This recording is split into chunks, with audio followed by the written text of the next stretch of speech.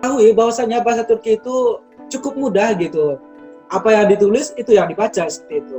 Apa yang tulis itu yang dibaca. Itu juga artinya. Dalam arti kata adene tulisannya biasa adene. Artinya siapa nama kamu? Mungkin beberapa syarat yang harus diikuti. Kalau mau lihat di YouTube aja boleh juga, boleh komen ini detailnya. Tapi saran saya itu lebih bagusnya langsung bertatap muka seperti ini, langsung saya jelaskan, langsung saya garisi, inilah kenapa begini hurufnya, kenapa begini.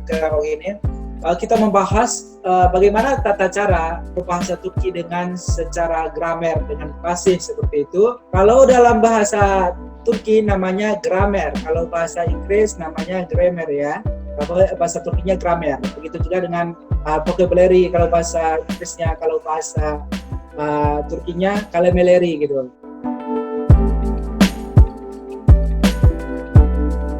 Jadi karena peringkat 7 terbanyak di dunia masa itu, kita pun diliburkan yang namanya studi.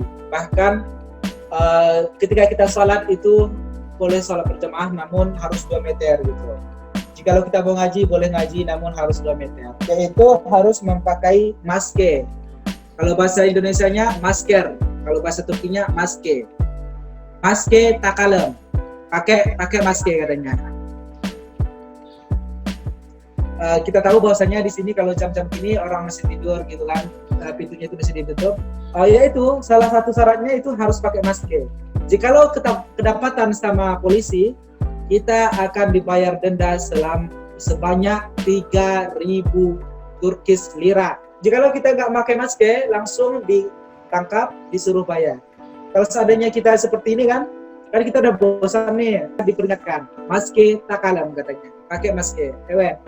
Sekarang udah mulai dibuka masjid-masjid dengan syarat yaitu tadi social mesafe itu harus 2 meter, 1 meter lah paling sedikit, seperti itu.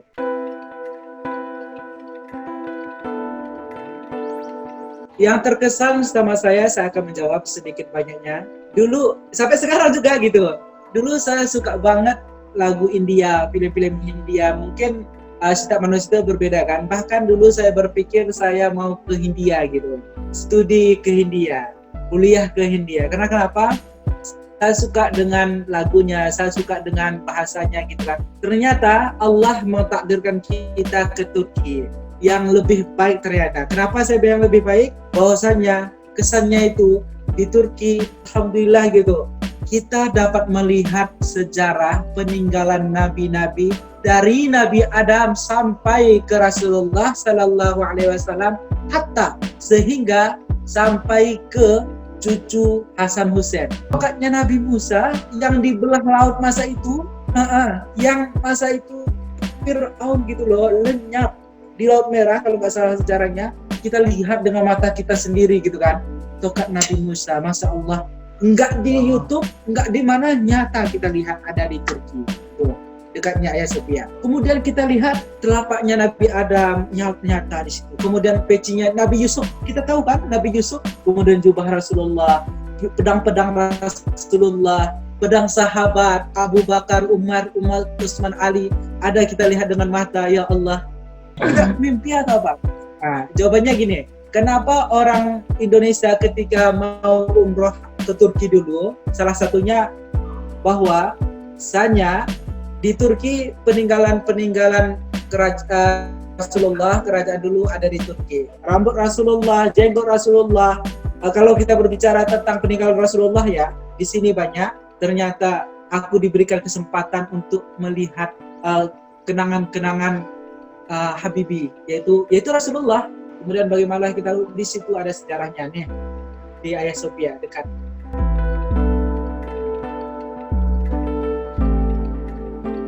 Di sini selain suasananya, musimnya juga kita nggak bosan. Ada musim panas, musim dingin, musim apa lagi namanya, musim gugur ya kan. Ya Allah, nggak bosan kita di sini, alhamdulillah.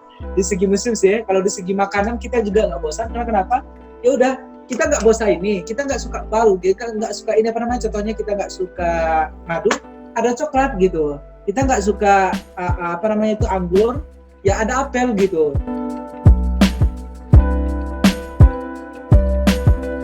Di sini ada makanan Indonesia yang tidak ada di Turki, begitu juga dengan halnya di Turki tidak ada di Indonesia. Contohnya durian.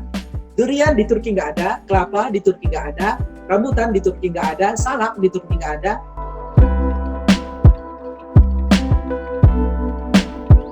Di sini adalah pusatnya bersejarah, jadi dibangun besar-besar bangun biasa saja. Walaupun ini adalah tempat yang eski namanya, yang lama, kita bersyukur di sini karena kita berada di tengah-tengah Istanbul gitu, di tengah-tengah Istanbul. Baik, kenapa saya mengatakan kita di tengah-tengah Istanbul?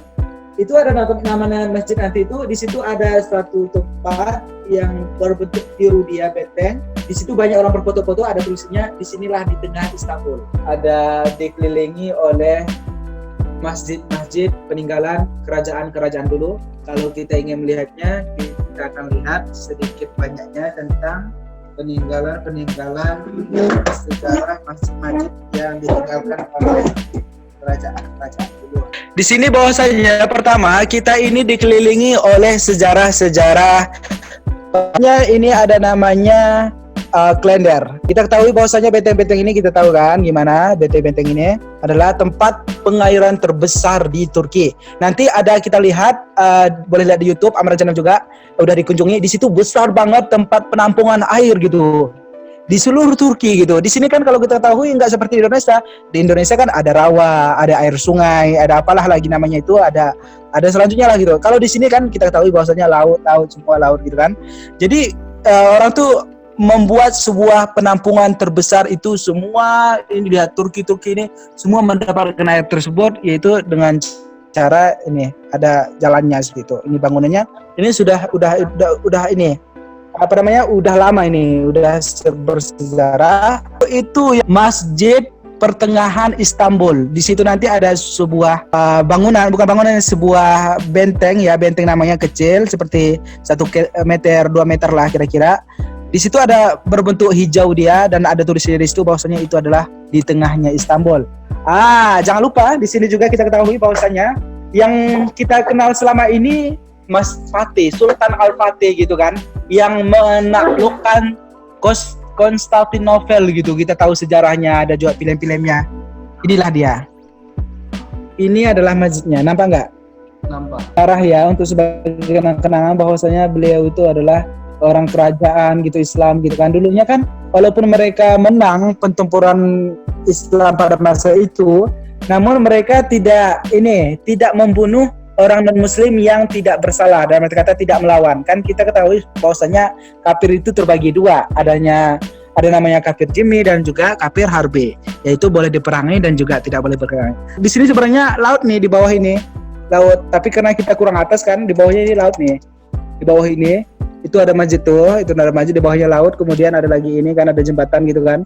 Di situ ada jembatan juga, tapi nggak nampak dari sini. Nanti suatu saat kita akan live lagi bersama Bang Iswandi, nanti live lagi kita. Insyaallah kalau ada pertemuan selanjutnya, kita akan live langsung di Hagia Sophia tersebut.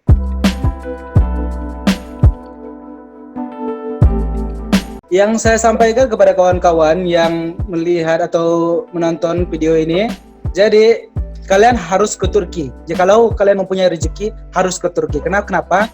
Sangat rugilah kita di dunia ini tidak melihat peninggalan Rasulullah.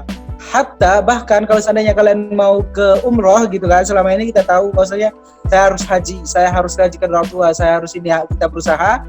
Maka di Turki lah. Turki adalah tempat yang pusat bersejarah. Nanti kalau seandainya kita akan berlanjut, kita akan banyak tentang Turki akan kita sediakan di sini. Salah satunya di Hagia Sophia, ada namanya nanti sejarah Kız Kulesi, gimana sejarahnya para putri-putri tersebut.